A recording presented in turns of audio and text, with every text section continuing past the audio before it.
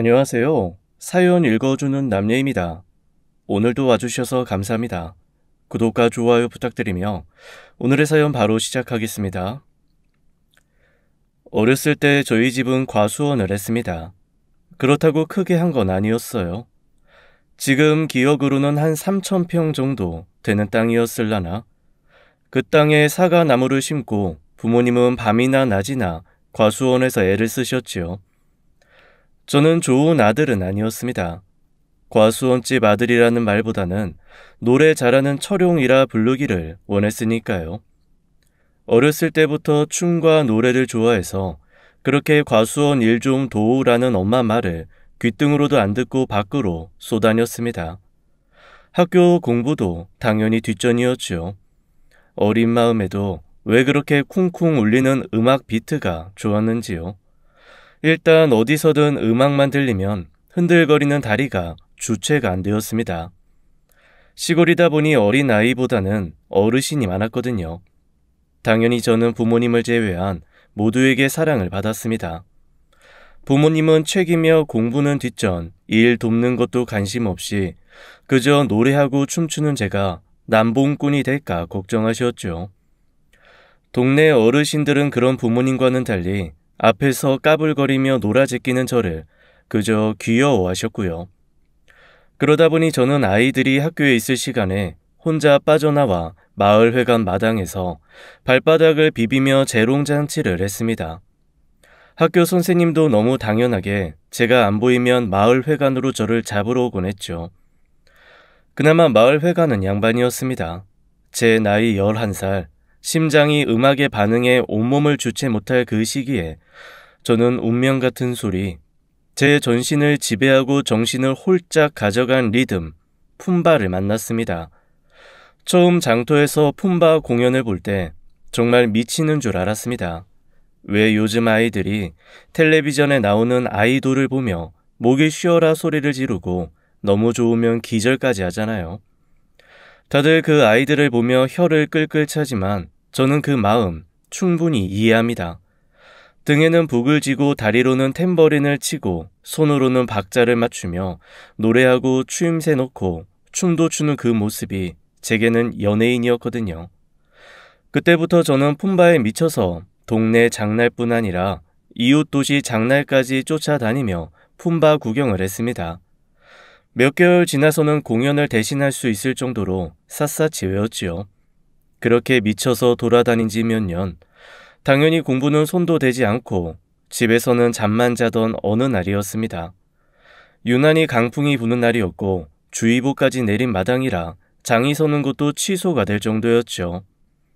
바람이고 나발이고 품바를 볼 수 없다는 생각에 입이 대빨 나와서 먹으라는 밥도 먹지 않고 방에 틀어박혀 있는데 밖에서 큰 소리가 들렸습니다. 다급한 엄마의 목소리, 물건이 떨어지는 소리. 아빠가 심근경색으로 쓰러지신 거였습니다. 황급히 119를 불렀지만 바람에 쓰러진 나무가 길을 막고 있는 바람에 제 시간에 오지 못했습니다. 그렇게 아버지는 심장을 부여잡은 채 돌아가시고 말았죠. 더 기가 막힌 건 아버지 장례를 치르고 돌아오던 길 운구차 안에서 어머니가 주무시듯 돌아가셨다는 겁니다. 처음에는 누가 저를 놀리려고 몰래카메라 같은 것을 하는 줄 알았습니다. 아버지를 매장하고 함께 장지까지 따라가 주신 분들이랑 장지 근처 식당에서 밥까지 잘 드셨거든요. 친척 분들이랑 과수원도 정리해야 할 것 같다는 얘기도 나누시고 저한테 와서 꼭 안고 등도 두들겨 주셨습니다. 그런데 버스에서 내릴 때까지도 눈도 감고 미동이 없으시길래 흔들어 깨웠더니 그대로 고꾸라져 버리시더라고요. 병원에서는 말 그대로 급사, 그냥 순식간에 순간적으로 몸의 기능이 확 멈춰버린 경우라고 했습니다. 그렇게 고등학교 2학년, 하는 거라곤 품바 쫓아다니는 것밖에 없던 저는 고아가 되었습니다. 부모님이 돌아가시고 집에 혼자 남으니 정말 제가 할 줄 아는 게 하나도 없다는 것이 느껴졌습니다. 하다 못해 매 끼니마다 엄마가 꺼내주셨던 잘 삭은 고추 장아찌도 못 찾겠더라고요. 분명 1년 365일 매일 먹을 거라 없을 리가 없는데 아무리 냉장고를 뒤져도 찾아도 고추 장아찌가 없는 겁니다. 결국 맨밥을 물에 말아먹고 무작정 과수원으로 나갔습니다. 하나하나 뭔가 씌어져 있고 묶여있는 야무진 매듭을 보니 눈물이 나더군요. 아빠가 거기 고스란히 계신 것 같아서 말입니다. 하지만 뭔가 하고 싶어도 할 줄 몰라서 할 수가 없었죠. 그렇게 일 좀 도우라고 할 때 곁에서 듣는 척이라도 할 걸 몹시 후회가 되었지만 이미 늦었죠. 그렇게 저는 부모님이 남기신 것을 하나도 지키지 못했습니다. 악하지는 않았지만 그래도 착하지도 않았던 친척들은 제가 아무것도 모른다는 걸 알자 살금살금 과수원이며 집을 나눠 가지기 시작했습니다. 결국 성인이 되기 전 여기에 뺏기고 저기에 빼앗기며 저한테 남은 건 부모님의 사망보험금 그리고 돌무더기가 전부인 땅 몇십 평 뿐이었습니다. 다들 제가 좀 더 크면 돌려주겠다고 했지만 20살이 지나고 30이 가까워 와도 돌려줄 기미가 없더라고요. 오히려 연락을 피하고 모른 척 하길래 그냥 제 쪽에서 먼저 인연을 끊어버렸죠. 배운 것도 없고 공부한 것도 없는 제가 할 수 있는 건 그나마 가수원집 아들로 이것저것 먹어보면서 혀가 아는 과일 맛, 그걸 이용해서 장사를 하는 것밖에 없었습니다. 그래도 부모님 발치에서 맛있는 과일 먹었던 경험이 있어서인지 과일은 참 본능적으로 맛있고 싱싱한 거 잘 골랐거든요. 처음 시작은 리어카였습니다. 새벽 시장에 리어커를 끌고 가서 그날 가장 괜찮은 과일을 사서 싣고 다시 리어커를 끌고 근처 아파트 단지 입구로 갔습니다. 처음에는 쭈뼛거리고 서 있기만 했는데 어느 날 아파트 단지 옆에 학교에서 음악이 흘러나오더라고요. 아마 점심시간에 하는 학생용 음악 방송이었던 것 같습니다. 부모님이 돌아가시고 몇 년을 춤을커녕 음악도 제대로 듣지 않고 살았는데 그 순간 확 음악이 제 몸 안으로 들어왔습니다. 저도 모르게 몸을 움직여 춤을 추기 시작했죠. 얼마나 췄을까? 마치 몸에 있는 독소가 다 빼낸 듯 뭔가 시원한 느낌에 역시 춤은 좋다고 생각하며 정신을 차렸는데 어라, 눈앞에 낯선 광경이 펼쳐져 있었습니다. 어른 아이 할 것 없이 30명도 넘는 사람이 리어커를 둘러싸고 제 춤을 구경하고 있더라고요. 그러면서 춤이 끝나니 마구 박수를 쳐주고 너도 나도 과일을 한 봉지씩 사가는 게 아니겠어요?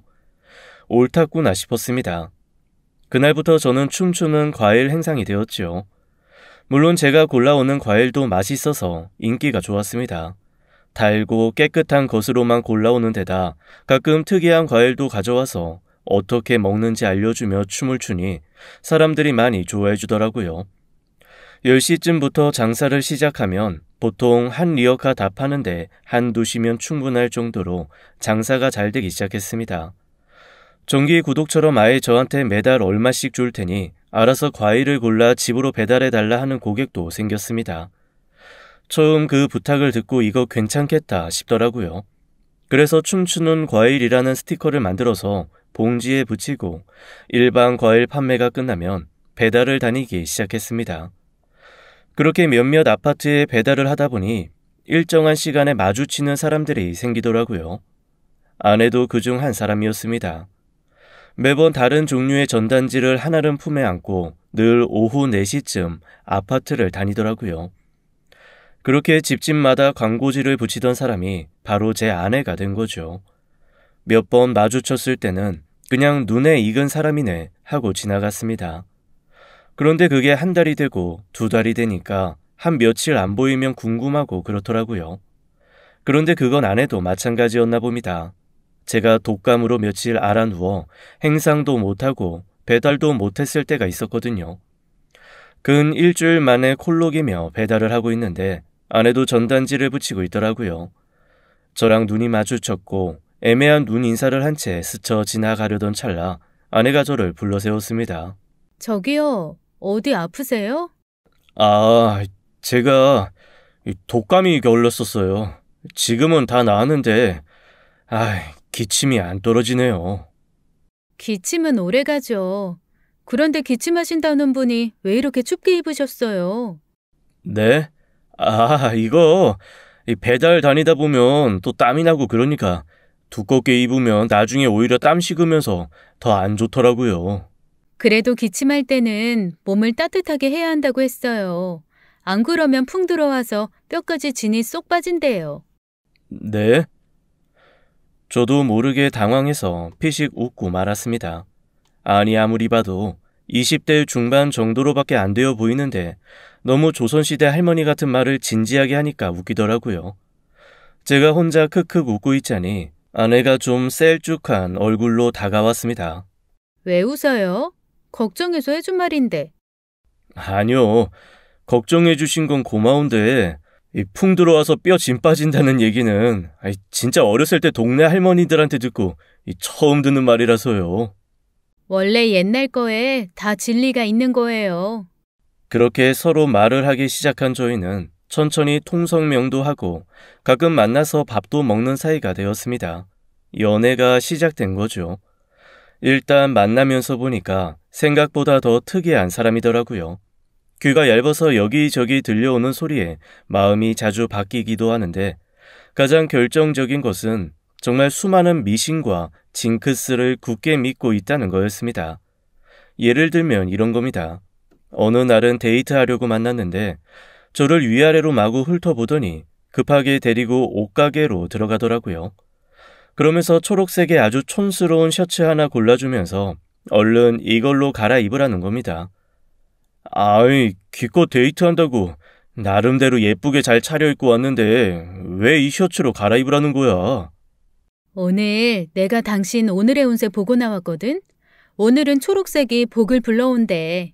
그 파란색 스트라이프는 우환을 불러온다고 했어. 아니, 운세를 어디서 봤는데?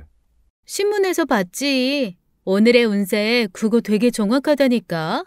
내가 그걸로 몇 번이나 죽을 고비 넘겼잖아. 아이, 죽을 고비를 신문에 나온 오늘의 운세로 넘겼다고? 동쪽으로 가지 말라고 그래서 그날 동쪽으로 안 갔는데 세상에 그날 일본에서 지진 났잖아. 아유, 내가 얼마나 소름 돋았는지. 아이, 그거는 동쪽은 동쪽인데. 아이, 그렇지. 동쪽에 있기는 하지. 그런데, 그러니까, 그 운세에서 말한 동쪽이 그 동쪽은 아니지 않을까? 아니지. 어쨌건 내가 만약에 일본으로 여행 갈 마음을 먹었으면 어쩌겠어? 확 여행 가고 싶다는 마음이 들어서 즉흥적으로 질렀으면 동쪽으로 갔다가 죽거나 다쳤을 거 아니야. 사람이 조심할 수 있는 건 조심해야 돼. 네, 이런 식이었죠. 오늘의 운세에서 만약에 매운 거를 먹지 말라고 했으면 제 아내는 김치도 끊었을 사람입니다. 그런데 또 이게 웃긴 게 A라는 신문의 오늘의 운세와 B라는 신문의 오늘의 운세가 다르잖아요. 그러면 그 중에 더 안 좋은 걸 믿습니다. 그래서 제가 기왕이면 좋은 걸 믿지 왜 안 좋은 걸 믿냐고 했더니 글쎄 이렇게 대답을 하더라고요. 좋은 거는 언제든 생기면 그냥 좋은 건데 안 좋은 건 일단 조심하는 게 좋잖아. 그래서 난 일단 안 좋은 걸 믿어. 그런데 똑같은 운세를 가지고도 어디선 좋게 나오고 어디서 나쁘게 나오고 이러면 두 개 다 신빙성 없는 거 아니야? 어쨌거나 다른 말 하는 거잖아. 귀에 걸면 귀걸이, 코에 걸면 코걸이. 그건 아니지. 그냥 보는 사람이 어디에 더 비중을 두느냐의 차이지. 어쨌건 당신 오늘은 물 있는 데 가면 안 된대. 물 있는 데 가지 마. 어디 개천도 건너지 말고. 알았지? 우리 오늘 강가에서 피크닉 하기로 했잖아. 안 갈 거야. 오늘의 운세에 산에 가서 나무 기운 받고 오라고 나오더라. 산 가자, 산. 이런 식으로 데이트 장소가 즉석에서 바꾼 적이 한두 번이 아니었고 저 역시도 덩달아 하지 말아야 할 것이 많아졌습니다. 그렇게 제 아내의 잠소리는 점점 늘어났습니다. 신문이나 잡지에서만 오늘의 운세를 할 때가 좋았죠. 핸드폰으로 보기 시작한 다음부터는 정말 매일매일 시시각각 너무 피곤하더라고요. 그런데 이렇게 맹신하는 것 외에도 귀도 얇아서 누가 오늘의 운세는 별로 안 맞고 뭐가 잘 맞더라라는 얘기를 하면 또 거기로 옮겨갑니다. 어느 날은 별자리와 MBTI를 서로 엮으니 그거야말로 과학이더라 이런 얘기를 듣고 나서는 그렇게 수년간 신봉해 오던 오늘의 운세를 버리고 별자리에 심취하기 시작했습니다. 저는 그때부터는 그냥 그러려니 했죠. 저렇게 별자리를 맹신하다가 어느 순간 또 누가 달자리가 더 효염이 있다고 하면 달자리로 옮겨갈 것이고 해자리가 더 효염이 있다고 그러면 해자리로 옮겨갈 게 뻔했으니까요. 사실 제가 고아이기도 했고 아무리 사과 과일 행상이 잘 되기는 했어도 큰 돈을 번 건 아니었습니다. 그러다 보니 결혼이라는 거 사실 생각하기 어려웠거든요. 30 초반이라 결혼에 대해 그렇게 간절한 나이도 아니었고요. 그런데 어느 날 아내가 저한테 그러는 겁니다. 오빠, 올해 안에 우리 결혼하자. 내가 별자리 운세를 봤는데 오빠랑 나랑 궁합은 좋아. 그런데 올해 안에 결혼해야 그 궁합이 빛을 발한다네. 아니, 그래도 그거를 그렇게 함부로 결정해도 되나? 너희 부모님한테도 허락을 받아야 되고 뭔가 서로 준비도 되어야 할 텐데. 괜찮아. 우리 엄마 아빠는 내가 한다고 하면 하라고 하셔. 그리고 오빠랑 나랑 올해 넘겨서 결혼하면 나중에 큰 우환이 생긴대. 올해가 결혼수 들어온 해니까 그냥 결혼하자. 그래서 저는 얼결에 제대로 준비도 하지 않은 채 아내의 진두지휘 아래 결혼을 했습니다. 장인 장모는 이미 자기 딸에 대해 많은 걸 포기하셨는지 저한테 한마디만 물어보시더라고요. 혹시 자네도 별자리나 토정 비결 이런 거 믿나? 아니요. 저는 그런 거 전혀 믿지 않습니다. 그건 다행이네. 그래도 괜찮겠나? 네, 상관없습니다. 그 깊은 한숨 섞인 말에서 얼마나 평생 힘드셨는지 생생하게 느껴지더라고요.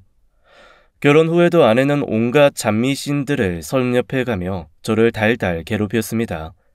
사실 처음에는 그게 괴롭힘이라고 느껴지지 않았거든요. 그런데 점점 저한테 간섭하고 잔소리하는 게 늘어나다 보니 어느 순간 괴롭힘이라고 느껴지더라고요. 평생 취미 하나 없이 살면서 제가 즐기는 건 사실 몇 개 없습니다.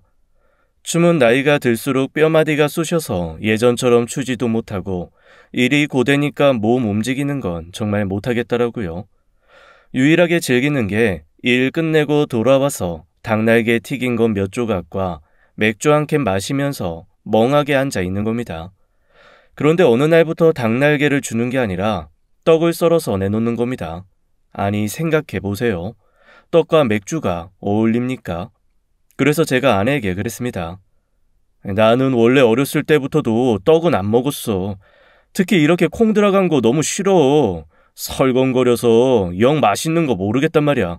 닭날개 없어? 내가 잔뜩 사왔는데. 다 버렸어. 그걸 왜 버려? 혹시 상했어? 아니, 당신 요즘 기운이 날개 있는 짐승 먹으면 안 된대. 운이 트이려면 곡식 먹어야 한대. 콩, 팥 이런 거. 특히 붉은 팥 많이 먹어야 한다고 하더라. 그래서 팥 한 가마니 샀어. 한 가마니? 그걸 언제 다 본 거? 왜 못 먹어? 팥밥 해먹고 팥죽 해먹고 팥떡 해먹고. 아, 물도 팥물 끓여서 먹자. 한숨이 푹 나왔습니다. 그런데 맥주 먹으면서 떡은 너무 안 어울리지 않아? 운이 트인다잖아. 그냥 먹어. 다들 운 트이게 하려고 굿도 한다는데 맥주하고 떡 먹는 거 가지고 뭘 그렇게 까다롭게 굴어? 다 당신 좋자고 하는 일이잖아. 그러면서 맥주 옆에 삶은 팥을 통 놓아주더라고요. 그렇게 저는 아내가 믿는 운세표 따라 한 달 열흘 꼼짝없이 맥주와 함께 떡, 팥 삶은 것을 먹어야 했습니다. 정말 맛이 없더라고요.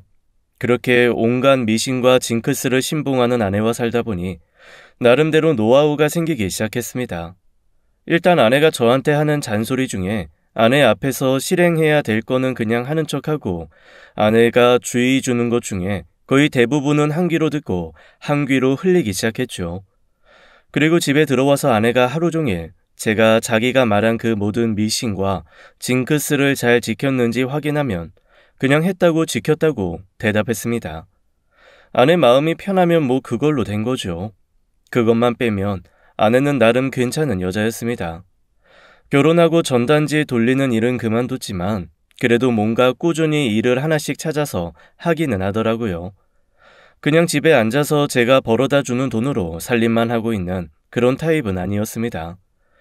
본격적으로 어디 출근을 한다거나 취직을 해서 일정한 돈을 버는 건 아니었지만 아르바이트도 꽤 여러 개 하고 파트타임으로 일하는 것도 꾸준히 구해서 하더라고요. 어느 날은 백화점 오픈 전에 청소하고 물건 정리하는 일을 하기도 하고 어떨 때는 식료품 공장에서 음식 포장하는 일을 하기도 했습니다. 그래서 제가 한번 물어본 적이 있어요. 그런데 당신은 왜 한 군데서 오랫동안 일하지 않아? 그랬더니 아내가 이렇게 대답을 하더라고요. 사실 그 대답을 듣고 나서 이렇게까지 한다고? 라는 생각 때문에 조금 깜짝 놀라기는 했습니다. 아니? 내 운이 변할 때마다 나랑 잘 맞는 직업이나 일이 달라지는데 어떻게 내가 한 직장에서 계속 일을 해? 그때그때 내 운과 운명에 맞는 일을 찾아서 하고 다시 그만뒀다가 또 하고 다시 그만두고 하는 거지 뭐. 아니, 그러면 제대로 취직을 안 하는 이유가 매번 바뀌는 운명의 일을 찾아서 하기 때문이라는 거야? 그래야 몸도 안 상하고 귀인도 만나고 돈도 안 샌대. 그러면 지금까지 그대로 해서 큰 돈 벌었어? 아니면 엄청나게 귀한 사람 만났어? 그런 거 아니면 그 말이 틀렸다는 것일 수도 있는데 그 생각은 안 해봤어? 아니, 사람들 참 이상해. 이게 운명이라는 걸 그렇게 생각하면 안 돼. 귀한 사람 만나서 엄청 큰 돈을 벌려고 그걸 다 지키는 게 아니라 그런 기회들을 만나기 전에 큰 우환을 만나서 내가 다치거나 죽지 않으려고 조심하고 지키는 거야. 내가 지금 이렇게 건강하게 살아서 당신이랑 얘기할 수 있는 거 그게 다 그거 지켜서 그런 걸 수도 있다니까. 아내는 정말로 그 수많은 미신과 징크스를 굳게 믿고 있더라고요. 그것도 그냥 적당히 믿는 게 아니라 거의 삶의 지표 같은 수준이었습니다. 그래서 제가 한번 아내한테 물어본 적이 있습니다. 대체 이런 거를 언제부터 믿기 시작했냐고 말이죠. 그랬더니 아내가 고개를 갸웃거리면서 생각하더니 초등학교 다닐 때쯤 잡지에서 오늘의 운세를 본 게 시작이라고 하더라고요. 거기 나온 대로 한번 장남삼아 행운의 아이템이라는 걸 샀다고 했습니다. 그런데 그걸 산 날 정말로 먼 곳에서 오랜만에 연락된 친척분이 갑자기 찾아오셨다고 했습니다. 오셔서는 엄청 큰 액수의 용돈도 주시고 아내가 너무너무 갖고 싶어 했던 인형집 세트도 사주고 가셨다는 거예요. 그걸 보고 아내는 그때부터 처음에는 장난삼아 매일매일 오늘의 운세를 보고 거기에 나오는 행운 아이템을 하나씩 실행해 나갔다고 하네요. 그런데 플라시보 효과인 건지 아니면 정말로 우연히 그게 잘 맞아 들어간 건지 생각보다 좋은 일이 많이 생겼다고 했습니다. 거기에 나온 것처럼 행운도 우환도 맞아 들어가는 걸 보고 그때부터 이거는 미신이 아니라 정말 진짜다라는 생각을 했다네요. 그런데 나중에 장인 장모님한테 들어보니 아내의 기억이 조금 왜곡이 있기는 하더라고요. 친척분이 그렇게 큰 용돈을 주신 것도 아니고 그렇게 멋진 인형집을 주신 것도 아니었는데 그냥 아내의 어린 시절 자신의 생각 안에서 그렇게 확정이 지어진 것 같았습니다. 오히려 장인 어른과 장모님은 아내가 그런 거에 빠져서 제대로 일도 안 하고 인생을 허비하는 것 같아서 몹시 슬퍼하시는 편이었거든요. 그런데 뭐 일단 안 좋은 거 조심한다고 하니 그것까지 제가 뭐라고 할 수는 없는 노릇이고 저한테 가끔 닭날개 대신 팥을 주기는 하지만 착한 아내라는 생각에 별 불만이 없었습니다. 하지만 딱 하나, 아이 문제만큼은 저와 항상 크게 부딪혔습니다. 저는 정말 아이가 가지고 싶었거든요. 일찍 고아가 되기도 했고 홀로 자란 외로움이 커서 그랬던 것 같습니다. 간혹 저에게 형제가 하나라도 있었으면 제가 그렇게 품바와 춤에 빠져들어 집 밖으로 나돌지 않았을 거라는 생각을 한 적이 있거든요. 그러다 보니 얼른 아이를 낳아서 복작복작한 가정을 꾸리고 싶다는 마음이 있었습니다. 그런데 아내는 제가 아이 얘기를 할 때마다 이 핑계에 저 핑계를 내고 아이 갖기를 미루는 거예요. 그래서 결혼 2년 차쯤 됐을 때 제가 정말 마음을 단단히 먹고 아내에게 물어봤습니다. 정말 솔직히 말해줘. 왜 아이를 안 낳으려고 하는 거야? 혹시 아이 낳기가 어려운 몸이야? 그렇다면 나도 더 이상 조르지 않을게. 아니, 그건 아닌데 그냥 낳고 싶지가 않아. 그러니까 왜 낳고 싶지 않은데 이유를 말해줘. 아이가 싫은 거야? 결혼 전에는 아이 싫어하는 티 안 냈었잖아. 어디 가서 아이만 보면 예쁘다고 그렇게 귀여워했으면서 왜 정작 우리 아이는 낳지 않으려고 해? 나 정말 궁금해서 그래. 아이 낳아서 키우고 싶단 말이야. 만약에 네가 너무 힘들어서 못 키울 것 같다고 하면 천만 떼고 바로 내가 데리고 다니면서 돌볼게. 그랬더니 아내가 머뭇머뭇하면서 그러는 겁니다. 저와 아내의 궁합이 둘만 있을 때는 아주 좋은 베스트 궁합이지만 거기에 아이가 생기고 나면 부부간의 이별수, 싸움수가 발생한다는 겁니다. 그리고 한 명이 죽거나 가정을 등한시하게 되는 그런 수가 생긴다나요? 그래서 제가 그 말을 듣고는 그동안 쌓인 것들까지 해서 폭발을 해버리고 말았습니다. 아니, 아직 태어나지도 않은 아이를 그런 이상한 운명론을 믿고서 갖지 않는다는 게 말이나 되냐? 아이가 또 어떤 복을 가지고 태어날 줄 어떻게 알아? 그 아이가 업신이면 우리한테 엄청난 재물을 불러다 줄지도 모르잖아. 어쨌건 우리가 싸우더라도 아이가 있으면 화해도 금방 할 거고. 진짜 답답하네. 나 사실 그동안은 당신이 살면서 이것저것 조심해야 한다는 것들 그렇게 챙긴다고 생각했어. 이해하려고 했다고. 그런데 아이 문제는 혼자 그렇게 생각하고 판단할 게 아니라 같이 고민하고 논의해야 하는 거 아니야? 아니, 왜 그런 생각을 해? 그래도 아이가 생기면 안 좋다는데 어떻게 아이를 가져? 난 그냥 지금 우리 둘이 이렇게 살아도 좋아. 아니, 나는 아이가 있었으면 좋겠다고. 그러지 말고 하나만 낳자. 하나만. 내가 둘도 안 바랄게.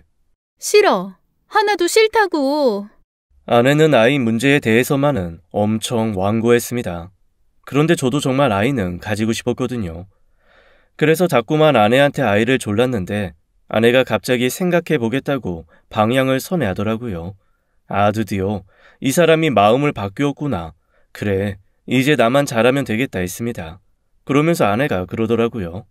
나 생각할 시간과 장소가 좀 필요해. 며칠 여행 좀 다녀와도 돼? 사실 아이 같고 아니고를 판단하는데 여행까지 필요한가 싶기는 했지만 그래도 여행 한 번에 마음을 바꾼다면 보내줘야지 싶었습니다. 없는 살림에 꼬약꼬약 모은 용돈도 지어주고 연락 안 할 테니 며칠 잘 생각하고 편안하게 쉬다 오라고 여행을 보냈죠. 정말 연락 한 번 없더라고요. 일주일에 저 혼자 전전긍긍하며 혹시 마음 바뀌어 오지는 않을까 걱정도 하고 그래도 자기가 한 말이 있는데 설마 그럴까 하는 기대도 있었습니다. 나름 아내가 오면 새 기분 새 마음으로 아이 갖는데 전념할 수 있게 없는 센스 쥐어짜서 이불도 바꿔보고 조명도 새로 달았습니다.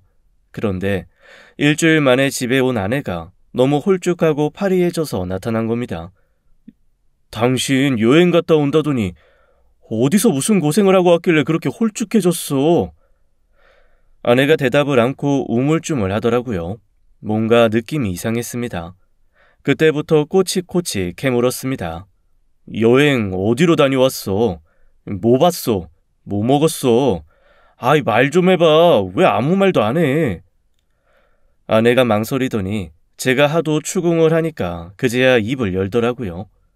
그때 아내가 한 대답을 듣고 저는 털썩 주저앉고 말았습니다. 글쎄, 피임 수술을 하고 왔다는 겁니다. 저랑 논의도 없이 아이를 낳지 않으려고 자기 혼자 가서 피임 수술을 하고 온 거죠. 제가 너무 어이가 없어서 아내한테 버럭버럭 성을 내고 그 자리를 박차고 나가버렸습니다. 그런데 아내한테 문자가 오더라고요. 운세에 의하면 제가 이틀 뒤면 마음이 풀릴 테니 그때까지는 자기가 아무 말 않고 기다리겠다나요? 정말 어이가 없었습니다. 아니, 제 감정을 그 운세가 대체 어떻게 알고 이틀 뒤에 화가 풀리네 만회한다는 건지. 사실 제 성격이 아무리 화가 나도 3시간을 가지 않습니다. 이번에는 아이 문제가 걸려있던지라 5시간은 화가 유지되긴 하더라고요. 그것도 살면서 가장 길게 화를 낸 거거든요. 그런데 이틀 안에 연락이 올 거라고 했다는 그놈의 운세, 그 망할 운서에 지고 싶지가 않았습니다. 그래서 꾹꾹 참고 3일, 4일 내내 아내에게 연락을 하지 않고 버텼죠. 4일째 되던 날 아내에게 전화가 오더라고요. 속으로 그래, 네가 졌지. 먼저 연락을 다 하고 이걸 계기로 그놈의 운세 타령 좀 그만해라 하는 생각을 하면서 받았는데 전화를 받는 저는 한동안 아무 말도 할 수가 없었습니다. 전화기 속 아내의 목소리가 그냥 멀리서 들리는 메아리처럼 아득해지더라고요. 장인 장모님이 차를 타고 가다가 교통사고로 한꺼번에 세상을 떠나셨다는 소식이었습니다. 담담하게 저한테 그 사실을 전하는 아내를 보고 저는 사실 좀 당황스러웠습니다. 자기 부모가 한날 한시에 세상을 떠났는데 어떻게 이렇게 담담할 수 있는지라는 생각이었죠. 저는 부모님이 그렇게 연속으로 저를 떠나신 기억이 있기 때문에 너무 힘들었거든요. 어렸을 때 경험했던 그 트라우마와 상처가 고스란히 다시 솟아나는 것 같아서 너무 괴롭더라고요.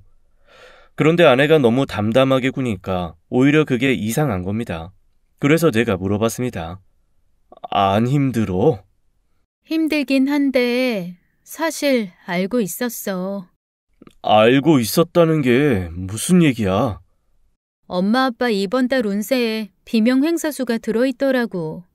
그래서 내가 조심하라고 했었는데 둘 다 말을 안 들은 거지 뭐.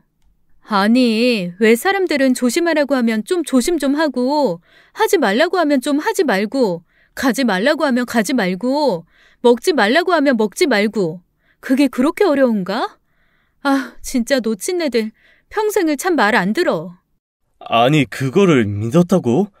그리고 지금 이 상황에서 당신 말 안 들어서 돌아가신 걸 원망할 게 아니라 두 분이 돌아가신 걸 슬퍼해야 하는 게 맞지 않아? 슬프다고. 그런데 내가 말한 대로 된 거잖아. 미신을 믿었다고가 아니라 실제로 이렇게 됐잖아. 어느 정도 예상하고 있었다니까. 뭔가 벽을 향해 말하는 느낌이었습니다. 결국 제가 포기하고 그냥 실제적인 얘기를 나누기로 했습니다. 그래, 알았다. 그나저나 장례는 어떻게 할 거야? 당신도 형제 자매 없어서 논의할 사람도 없고 장인 장모님도 딱히 형제분들이 많지 않으시고 조문객도 많이 없을 것 같은데 빈소 제일 작은 거여도 되지 않을까? 아니, 동남쪽에 있는 빈소, 그게 특대실인데 거기서 할 거야. 그리고 우리 엄마 아빠 5일장 치를 거야. 특대실? 그거 너무 크지 않아? 일반 빈소 3배는 큰데. 그리고 조문객이 없는데 무슨 5일장을 치러. 요즘에 누가 5일장을 치른다고 그래. 해외에서 자식들이 오거나 하면 몰라도. 우리 엄마 아빠가 좋은 데 가려면 5일장 치러야 돼. 그리고 동남쪽 빈소 아니면 엄마 아빠가 미처 다 치르지 못한 업보를 자손들이 치르게 된대. 저는 거기서 두 손 두 발을 다 들고 말았습니다. 그 이후로도 아내의 논리는 항상 운세와 미신에 따라서 움직였습니다. 장인 어른한테 멀쩡히 선산이 있음에도 불구하고 장인 어른을 선산에 모시면 자손들이 몸 상하는 일이 생긴다나요? 그러면서 비싼 돈 주고 납골 땅 새로 계약해서 거기다가 모시겠다고 하더라고요. 게다가 보통 부부가 한날 한시에 돌아가셨으면 같은 곳에 모시잖아요. 그런데 자기 엄마의 운세는 아빠랑 같이 있으면 죽어서도 피곤하다면서 2시간이나 떨어진 또 다른 납골 땅에 장모님을 모시겠다는 겁니다. 아니, 대체 이게 무슨 난리인지. 아내랑 얘기하면 할수록 제가 점점 지치더라고요. 오죽하면 운구에서 옮겨주시는 분들이 한 납골 땅이 아니라 이 납골 땅 갔다 저 납골 땅으로 가야 된다는 얘기를 듣고 당황하시더라니까요. 운구차 운전만 30년 하셨다는 기사님이 슬그머니 저한테 그러셨습니다. 나 이런 경우는 살다 처음 봤어요. 부부가 사이가 안 좋았던 것도 아니고 따로따로 돌아가신 것도 아니고 각자 선상에 모셔야 되는 것도 아닌데 이런다고요? 이렇게 한날 한시에 돌아가신 분들을 따로 보신다는 거 살다 처음 봤네. 한 분이 돌아가시고 나머지 분이 수십 년 뒤에 돌아가셔도 보통 부부는 같이 보시거든. 아이고, 제사도 한날 한시인데 여기 다녀라 저기 다니랴. 바쁘시겠어. 그러게요. 그런데 꼭 그래야 두 분도 편하시고 저희도 편해지고 그런데요. 누가 그려? 점장이가? 아이고, 이 집도 그런 집이구만. 네? 그게 무슨... 내가 운구차만 30년 몰았다고 했잖아요. 진짜 별집이 다 있거든. 빨간 옷 입고 보내드려야 한다고 해서 이 옹구차 안에 탄 식구들이 죄다 빨간 옷 입고 있었던 적도 있고, 또 어떤 집은 이 옹구차에 자손들이 타면 안 된다고 해서 이 큰 차 제가 혼조 몰고 가다 식구들은 다 따라온 적도 있어요. 그런데 겪어보니까 그거 다 살아있는 사람들이 지 마음 편하자고 하는 거지. 그렇게 지킬 거 다 지키고 살았으면 죽은 사람은 왜 있고 아픈 사람은 왜 있겠어? 다 무병장수 안 죽고 평생 살지. 그 말에 저는 아무 대답도 못하고 그냥 씁쓸하게 묻기만 했습니다. 속으로는 저도 그렇게 생각합니다를 100번쯤 말했지만 뭐 대놓고 할 수 있는 처지가 아니었으니까요. 그렇게 장인 장모님의 장례를 치른 후 아내는 더더욱 심하게 운세와 미신에 집착하기 시작했습니다. 그 집착의 정도가 너무 세져서 저랑 점점 부딪히는 일도 많이 늘어났어요. 저로서는 사실 피임 수술을 하고 아내가 온 그 순간부터 아내한테 좀 정이 떨어지기 시작했거든요. 그런데 장인 장모의 장례를 치르면서 아내가 보여준 행동을 보고 더더욱 소름이 끼쳐오면서 이제는 여자로도 잘 보이지 않는 지경까지 이르렀습니다. 그렇게 제가 아내를 등한시하기 시작했더니 아내도 어느 순간 저랑 말을 잘 안 하기 시작하더라고요. 그리고 점점 어딘가 다른 데에 빠져드는 것 같았습니다. 결혼 10년이 넘은 그 즈음 저랑 아내는 어느새 남남처럼 지내게 되었습니다. 뭔가 극복을 해보고 변화를 주려고도 해봤지만 그때마다 계속 아내의 미신, 징크스에 부딪히니 원점이 되곤 했습니다. 그리고 이미 아내는 저보다 다른 데 더 집중하는 게 생긴 것 같더라고요. 집에 있는 시간보다 나가 있는 시간이 길어졌습니다. 처음에는 그냥 또 동네 사람들이랑 모여서 타로점이나 보고 운세나 보는 그런 모임을 하나보다 했습니다. 하지만 점점 아내가 집을 비우는 일이 잦아지면서 뭔가 이상한 느낌이 들었습니다. 한 번 들어올 때마다 어쩔 때는 돈 뭉치를 한 뭉탱이 들고 오기도 하고 어떨 때는 배짱 마른 얼굴로 씩씩거리며 들어와서 바로 며칠씩 골아 떨어지기도 하더라고요. 이거는 좀 이상하다 싶었습니다. 그래서 어느 날 아내의 뒤를 밟아 쫓아갔습니다. 한 2시간 정도 차를 타고 가더니 내려서 또 한참을 걷더라고요. 한적한 시골이었습니다. 민가도 별로 없고 그냥 논밭만 덩그러니 펼쳐진 곳이었지요. 그때까지만 해도 속으로 생각했습니다. 어디서 농사일을 돕나 보다. 요즘 농번기인데 그래서 맨날 집에 안 들어오고 일을 하는 건가? 라고 말이죠. 순간 아내에게 좀 미안한 마음도 올라왔습니다. 일하고 노력하며 사는 것을 제가 혹시 오해한 게 아닌가 싶어서 말이에요. 그런데 아이고 이게 웬일입니까? 아내가 주변을 두리번 하면서 어디 하우스 같은 데로 들어가는데 등골이 싸하더라고요. 횡댕 그레한 논밭을 한참 지나 안쪽으로 들어간 곳에 6동의 큰 하우스가 정말 생뚱맞게 놓여 있었거든요. 그런데 제가 과수원 아들 출신이잖아요. 농사 짓는 집 자손보다는 모르겠지만 그래도 오며 가며 본 비닐하우스가 못해도 1000개는 될 겁니다. 딱 보면 저기는 나무 키우는 하우스, 저기는 야채, 저기는 과일 보이거든요.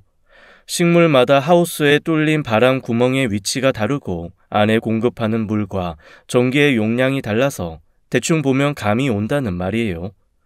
그런데 그 하우스는 언뜻 봐도 뭔가를 키우는 하우스가 아니었습니다. 일단 불이 꺼져 있고 온통 검은 막을 덮어서 안팎이 보이지 않았음에도 주변에 엄청 용량이 큰 발전기가 놓여 있었거든요. 밤에는 낮보다 밝게 불을 밝힌다는 증거였죠. 게다가 안에서 시끌시끌한 사람들 소리도 들려왔습니다. 농사 지으면서 나누는 대화의 수준이 아니라 거의 싸움 직전의 목소리 같은 느낌이었죠. 결정적으로 하우스 주변에 검은 차들이 빼곡하게 서 있고 덩치가 제 2~3배만한 사람들이 주변을 둘러보며 우뚝 서서 주변을 감시하더라고요. 하우스 도박을 하는 곳이었습니다. 그리고 그제야 저는 아내가 하우스 안에 도박에 빠져 있다는 사실을 깨달았습니다. 그 뭉칫돈의 정체도 그제야 깨달았죠. 도박에서 조금 잘 풀리면 좀 벌어왔던 거고 씩씩거리며 들어와 며칠씩 잠만 잔 건 가지고 갔던 돈을 다 잃었던 거였던 거죠. 가슴이 답답해져 왔습니다. 이걸 대체 어떻게 하나 하다가 조용히 돌아 나와 경찰에 연락을 했습니다. 곧이어 경찰차 수십 대가 들이닥치고 안에서 아비 규환처럼 사람들이 쏟아져 나오는데 저 멀리 아내가 보이더라고요. 그날 저녁 저는 경찰에서 아내에 대한 전화를 받았습니다. 상습 도박으로 잡혀 들어왔는데 오셔서 신원 확인을 좀 해줘야겠다나요. 그렇게 간 곳에는 아내가 몹시 민망하면서도 서러운 얼굴로 앉아있더라고요.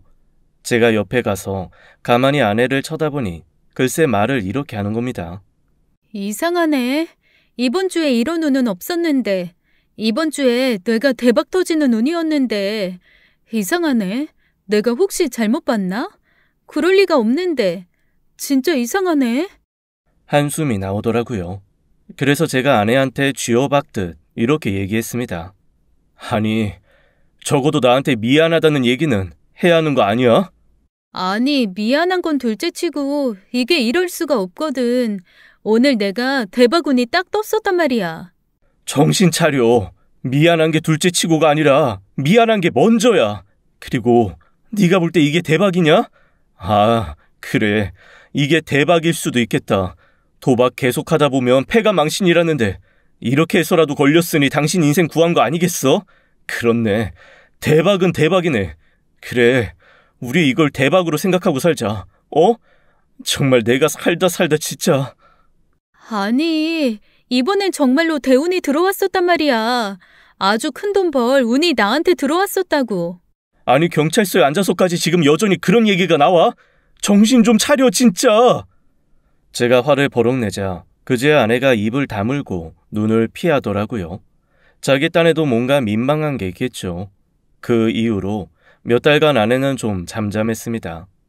그리고 저는 철치부심하는 마음으로 아내를 설득해서 장인 장모님이 남겨주신 유산을 보태서 이사를 가기로 했습니다. 웬일인지 아내도 순순히 수긍을 하더라고요. 이 집 터가 안 좋다는 말을 중얼거리긴 했는데 그게 정말 이사를 결심하는데 도움을 주긴 한 모양입니다. 그렇게 또 아내가 동원한 온갖 풍수지리와 방향과 우리의 운이 트일 만한 곳을 찾아서 힘들게 아파트를 하나 구했습니다. 작고 낡은 아파트이기는 했지만 저희가 처음으로 돈 주고 산 집이었죠. 몇 날 며칠을 아내는 운이 트이는 색으로 페인트를 칠한다, 인테리어를 한다, 정신이 없어 보였습니다. 저는 그 모든 게 살짝 피곤하기는 했지만 도박에 빠진 것보다 낫다는 생각이 들더라고요. 그래서 군소리 없이 아내가 사오라는 페인트를 사러 오고 아내가 지정한 도배지를 사오고 아내가 하라는 대로 여기에 전구를 달고 칠하면서 열심히 인테리어를 했습니다. 새 공간에 새 마음이라는 말이 괜히 있는 게 아니더라고요. 공간이 바뀌고 나니까 뭔가 신혼초로 돌아간 것 같고 아내와의 사이도 다시 좋아지는 것 같았습니다.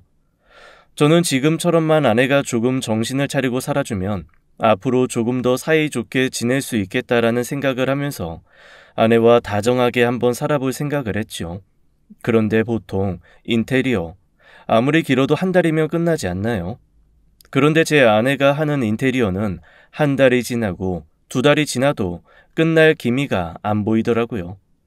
어느 날은 여기를 좀 봤다가 또 어느 날은 저기를 좀 봤다가 아니 왜 이렇게 손을 볼 곳이 많은지 제가 이렇게 뜯어 고치다가는 차라리 집을 새로 짓는 게 낫겠다라고 투덜거렸더니 아내가 이러더라고요.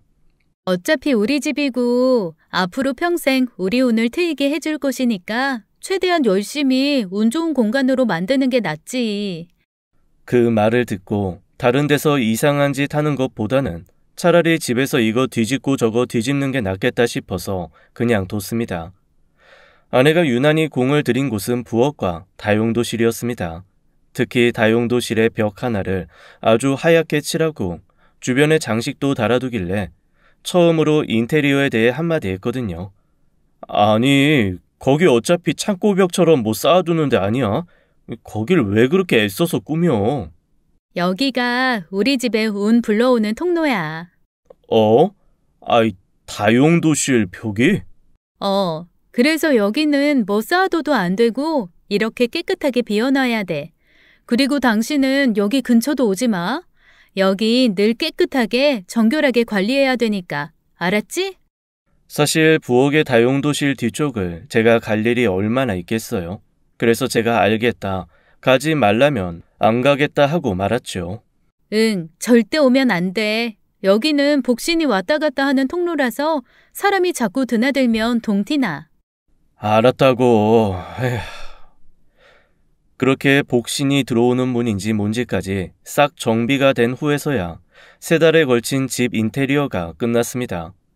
비로소 저희 집에 평화가 찾아왔지요. 집이 다 완성되자 아내는 그야말로 집순이가 되었습니다. 제가 사실 도박 사건 이후로 돈 안 벌어도 되지 집에만 좀 있으라고 했거든요.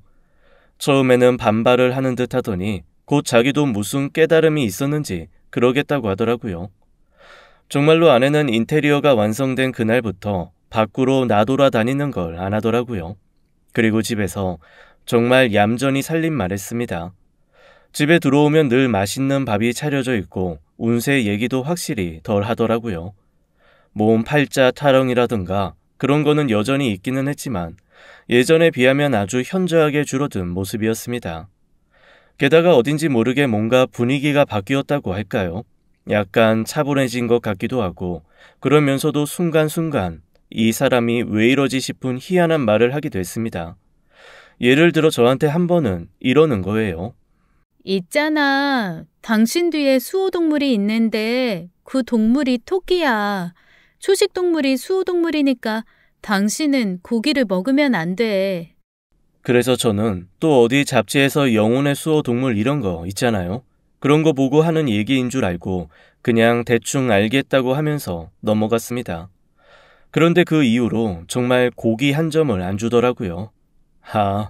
또 싸우기 싫어서 고기는 그냥 밖에서 먹는 걸로 하자 싶어 집에서는 정말 토끼처럼 풀만 먹었죠. 그렇게 몇 가지 불편한 것만 제외하면 아내와의 생활은 별로 나쁠 것이 없었습니다. 그런데 그 집에 이사가고 6개월이 지나고 1년쯤 됐을 때 뭔가 이상한 기운이 좀 느껴지더라고요. 항상 자기 전에 아내가 따뜻한 차를 한 잔 주거든요. 그 차를 마시고 나면 아침까지 너무너무 숙면을 취해서 아내에게 한번 물어본 적이 있습니다. 그런데 밤마다 주는 차, 대체 무슨 차길래 내가 이렇게 숙면을 취해? 그거 너무 좋은 것 같아. 아, 그거 릴렉스티야. 릴렉스티? 뭘로 만든 거야?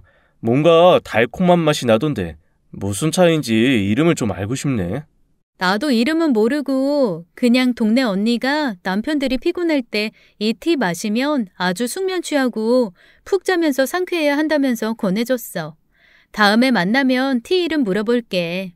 좀 나눠준 거라서 내가 이름을 모르겠네. 그래서 그냥 동네 사람들이랑 요즘에 많이 몰려다니더니 어디서 좋은 차를 소개받아 왔나 보네 하고 넘어갔습니다. 그런데 어느 날 제가 속이 좀 안 좋은 날이 있었거든요. 아내 몰래 사실은 밖에서 허겁지겁 고기를 먹고 들어왔는데 그게 체한 모양이더라고요.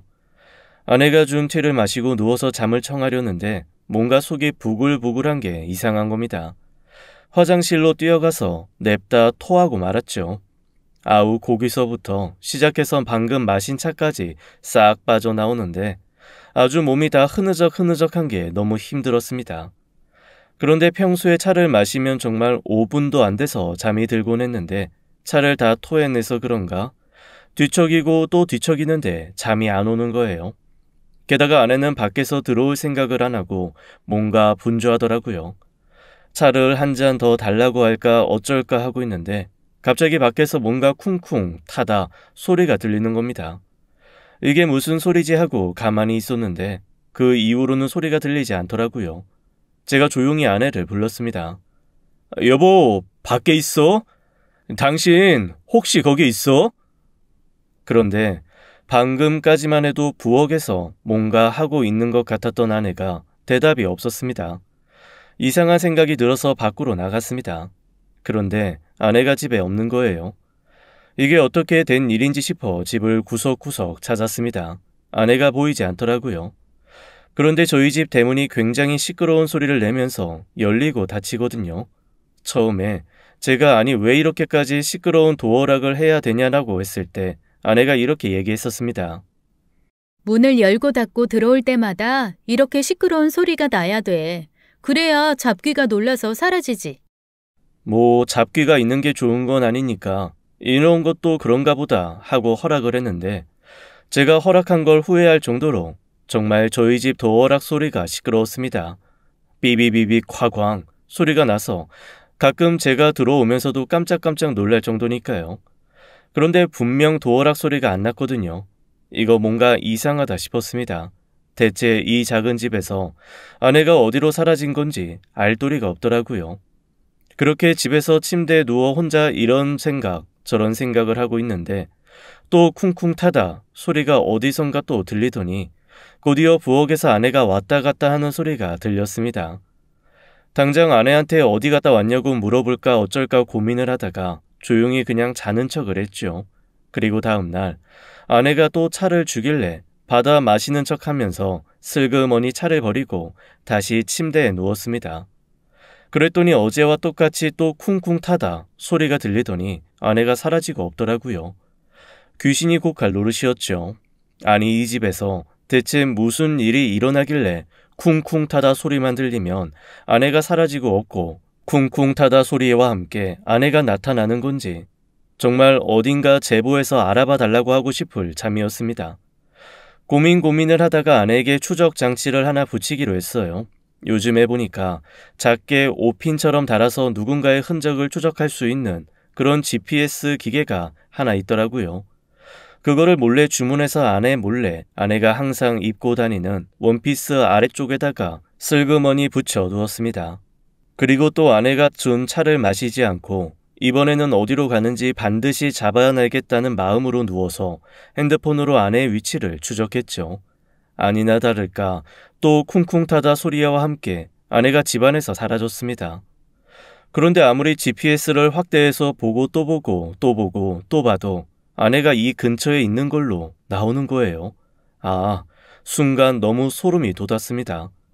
혹시 아내가 귀신이 되어서 이 근처에 머물고 있는 건가? 나는 얼토당토 않고 허황된 생각마저 들었죠. 그래서 조금 더 GPS를 확대해보고 또 확대해보고 한 번 더 확대해봤더니 어라? 아내의 위치가 옆집으로 나오는 겁니다. 그런데 정말 이상한 게 저희 옆집이 저희가 이사를 오고 얼마 되지 않았을 무렵 집을 내놓고 나간 이후로 이사가 들어온 적이 없거든요.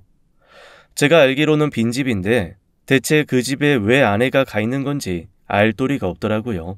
이거는 느낌이 도박대보다도 더 쎄했습니다. 제 머릿속에 맴도는 단어 하나는 바로 불륜이라는 거였어요. 아내가 그동안 저한테 다정하게 했던 것들 다 본인이 대놓고 옆집에 불륜남 들여놓고 불륜을 저지르기 위해 저한테 밑밥을 깐 게 아닐까라는 생각이 푹 올라왔습니다. 갑자기 눈이 뒤집히더라고요. 언젠가부터 흥얼흥얼 콧노래를 부르던 아내의 모습도 떠오르고 제가 뭐 좋은 일 있냐고 물어봤을 때 그럼 일생이 좋은 일이지 라고 대답했던 아내의 환한 얼굴도 떠올랐습니다. 이거는 분명 뭔가가 있다라는 생각이 강하게 치고 올라왔지요. 손에 망치와 벤치를 들고 옆집으로 달려나갔습니다. 그리고 여기 있는 거 다 안다며 무작정 문을 뜯어내기 시작했어요. 안에서 웅성거리는 소리가 들리더라고요. 순간 느낌이 이상했습니다. 둘이 있는 듯한 목소리가 아니었거든요. 그래서 제가 여기 있는 거 안다고 나오라고 버럭버럭 소리를 지르면서 문을 뜯었는데 세상에 안에서 거의 20명 가까운 사람들이 얼굴을 가리면서 뛰어나오는 겁니다. 너무 당황해서 대체 이게 뭔가 싶어 멍하게 바라봤습니다. 그랬더니 세상에 안쪽에 이상한 도포를 입은 남자가 앉아있고 제 아내가 그 앞에서 속옷 차림으로 절을 하며 뭔가를 빌고 있는 게 아니겠어요. 너무 어이가 없어서 멍하게 서 있었습니다. 아내가 저를 보고 깜짝 놀라며 당신이 여기를 어떻게 왔냐? 대체 무슨 짓이냐? 라고 저한테 오히려 대묻더라고요. 내가 묻고 싶은 소리야. 대체 이게 무슨 짓이야? 아니 우리 교주님이 복 빌어주신다고 해서. 아니 근데 여기를 어떻게 알고. 아이고 교주님 노여움 푸세요. 제가 빌고 또 빌겠습니다. 당신 이제 빠지다 결국 사이비 종교에까지 빠진 거야? 사입이라니. 우리 교주님은 세상 모든 만물의 이치를 다 아시는 분이야. 이런 분께 말씀 듣는 게 얼마나 중요하고 행복한 일인 줄 당신이 알아? 아, 갑자기 골이 띵해져 왔습니다. 네, 제 안에 미신과 징크스, 그리고 별자리와 기타 등등 도박까지 다 섭렵한 후에 결국 사이비 종교에 빠진 거였어요. 제가 너무나 황당해서 한숨을 푹푹 쉬고 있자니 제 아내가 그러는 겁니다. 교주님 노하시기 전에 빨리 당신도 앉아서 빌어. 가장 순결한 상태로 빌어야 하니까 얼른 옷 벗고. 정말 태어나서 처음으로 아내에게 손찌검을 했습니다. 아내의 뺨을 있는 힘껏 올려붙이면서 버럭 소리를 질렀죠. 이 미친 여자야! 내가 너 이럴 줄 알았어. 너 이러려고 이 집 샀냐? 그랬더니 글쎄 아내가 저를 붙들고 싹싹 빌면서 이러더라고요. 당신이 지금 몰라서 그래. 이분 정말 영험하신 분이고 진짜 이분한테 잘해야 우리가 살아. 응? 도저히 말이 안 통하는 걸 느꼈습니다. 그래서 제가 만사 다 포기하고 일단 그냥 경찰에 신고를 했습니다. 경찰이라도 와야 이 상황이 뭔가 해결이 될 것 같았거든요. 아니나 다를까 그 교주라는 사람은 경찰에서 혈안이 돼서 찾고 있던 범죄자였습니다. 강도, 상해, 강간 외에도 몇 건의 범죄를 저질렀더라고요. 그 교주가 도피를 하던 와중에 저희 아내가 도박판에서 그 교주를 알게 됐고 그 교주의 도피를 도운 게 제 아내였던 겁니다. 너무 어이가 없었습니다. 그래서 제가 경찰한테 저는 아내 편을 들 생각도 없고 선처를 요청할 마음도 없다고 했습니다. 그냥 알아서 하시라고 하면서 아내의 모든 신별을 경찰에 맡겼습니다. 나중에 알고 보니 저희 집 부엌에 있는 그 벽이 옆집으로 통하는 곳이었더라고요. 보통 아파트에서 위급 상황이나 화재에 대비해서 피난할 수 있게 가벽을 만들어 두는데 그곳에 아내가 문을 만들었던 겁니다. 그래서 저한테는 거기에 절대 오지도 마라. 여기를 성스럽게 해야 된다. 혹시 위험한 상황이 있을 때 여기로 도망을 가야 된다는 식으로 밑밥을 깔았던 거고요. 어쨌건 그곳을 문삼아 옆집을 들락거리면서 그 교주와 함께 무슨 짓을 했는지는 생각도 하고 싶지 않네요. 불륜을 저지른 건지 정말 사이비 종교에 빠져서 허우적거렸던 건지 모를 일이죠. 제가 볼 땐 사실 둘 다 같아요. 그렇게 옆집으로 음식 해다 나르고 밤마다 옆집에서 사람들 모아서 기도하며 돈 뜯어내는 걸로 교주의 도피를 도운 겁니다. 그 죄로 제 아내는 감옥에 가게 되었습니다. 저 이혼하려고요. 사실 아내가 조금이라도 반성하는 빛을 보이면 그냥 한 번 더 용서하고 같이 살 생각이었는데 감옥에 가기 직전까지도 제 걱정보다는 그 교주 걱정하는 걸 보고 이거는 안 되겠다 싶었습니다. 그래서 헤어지려고 합니다. 차라리 춤추고 노래하며 아무 생각 없이 살던 그 시절이 너무 그립습니다. 인생의 절반도 안 산 것 같은데 삶이 왜 이렇게 피곤하고 고될까요? 지금까지 사연 읽어주는 남녀였습니다. 끝까지 함께 해주신 여러분 감사드리며 저희는 다음 사연으로 돌아올게요. 감사합니다.